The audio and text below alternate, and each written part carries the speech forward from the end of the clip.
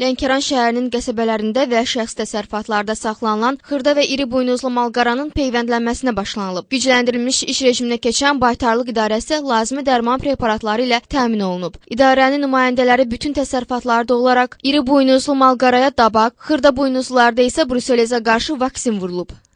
Quduzluq gəlmişdi 40.010 doz.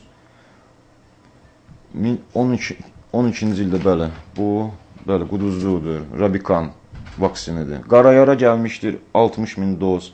Yəni bu 60.000 doz bölünür. Hər sahələrə bölünür və fəsillərə. Biz məsələn üçün bu aparılır yanvar, fevral aylarında əsasən. Ondan sonra vaksinasiya lazım olanda təzədən bizə təkrarən göndərilir peyvənd.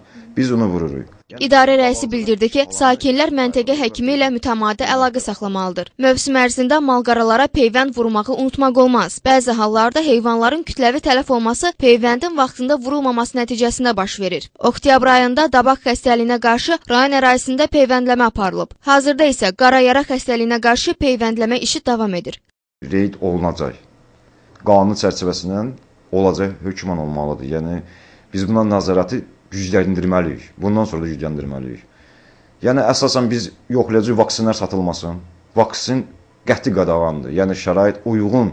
Biz bilmirik, hardan gəlir bu vaksin. Yəni, vaksini açıq yerdə qoymaq qadağandır. Lənkəran Baytarlıq İdarəsindən onu da bildirdilər ki, heyvanlar arasında bruselyoz xəstəliyini aşkarlamaq üçün malqaradan qan nümunələri götürülür və laboratoriyada yoxlanılır. Nərmin Rızayeva, Vüsal Yaqubov, Lənkəran.